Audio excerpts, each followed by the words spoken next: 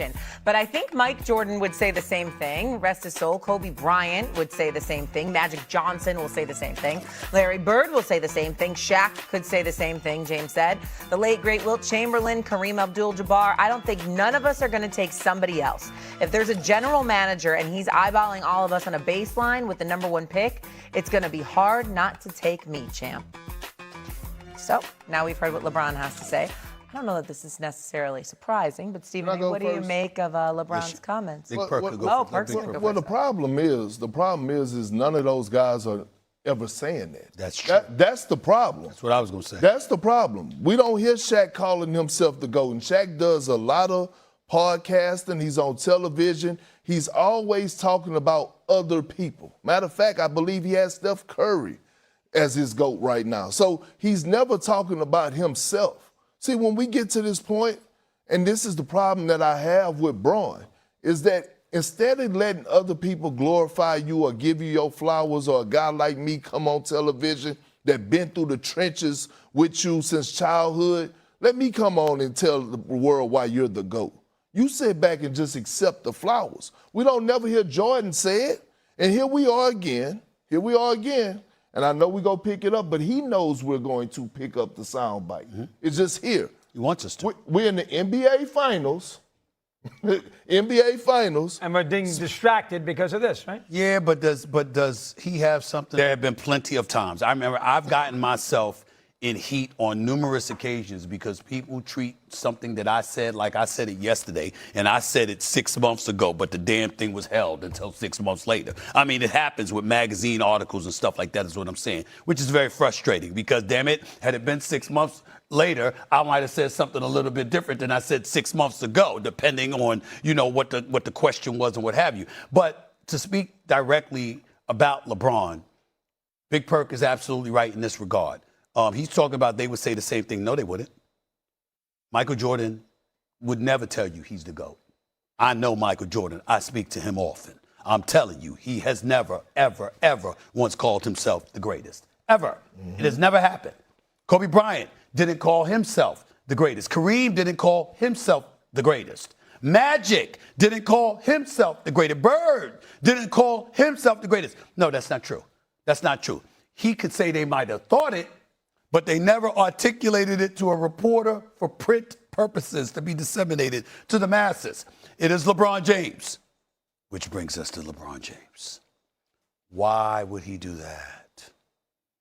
Because the man is addicted to trying to control the narrative. These are the reasons problems exist.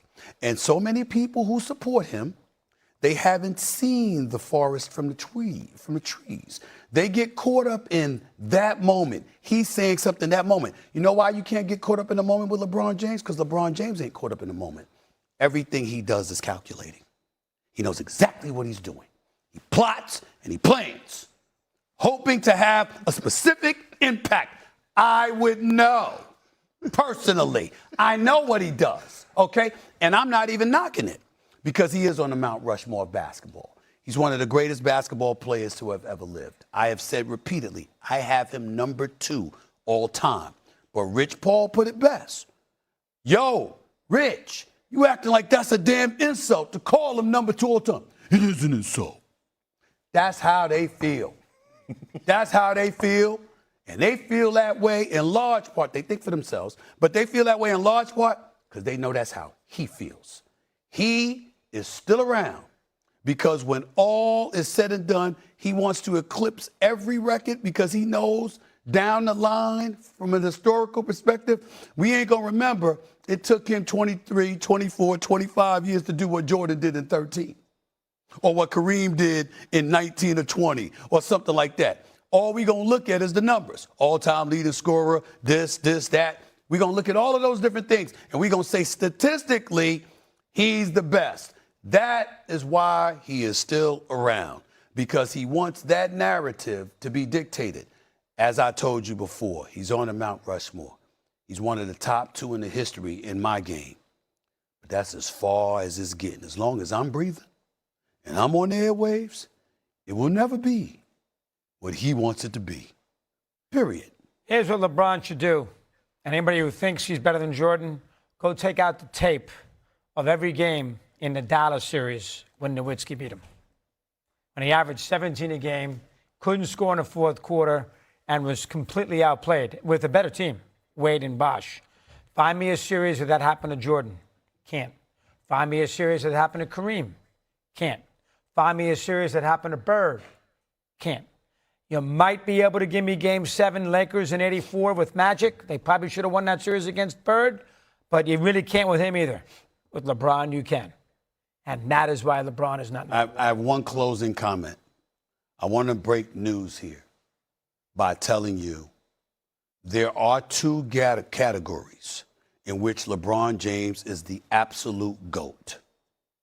Longevity. Longevity. Nobody has been as great for as long as LeBron James has been great We agree. for this period of time. The GOAT of longevity, and category number 2, the GOAT of talking about who's the GOAT. He's the GOAT of that. That's not true.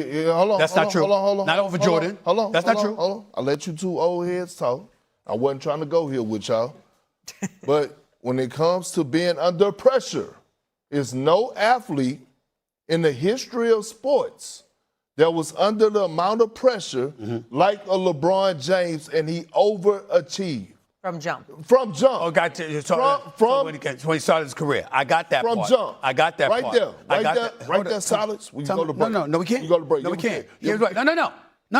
This is first take, baby. No, we ain't going to break. Hold on.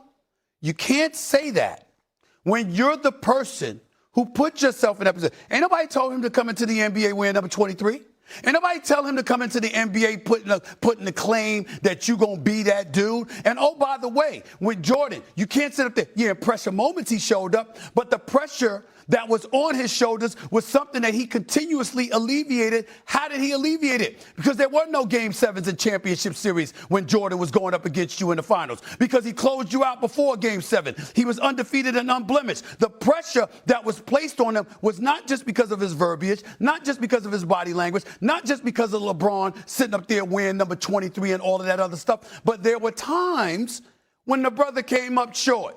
So when you talk about pressure, it's because we anticipated what's he going to do, because we didn't know whether he was going to win or lose. Whereas with Jordan, you expected wins, and he delivered wins. That's what he did. It's just that simple. So you can look at it any old way you want to. More game-winning shots, more 82-game seasons, more all-defensive teams, more scoring titles, more a lot. No, he ain't getting that. You put the pressure on yourself. We didn't put it on you. You put it on you.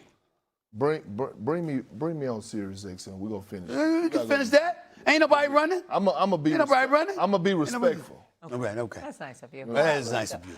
Coming up next.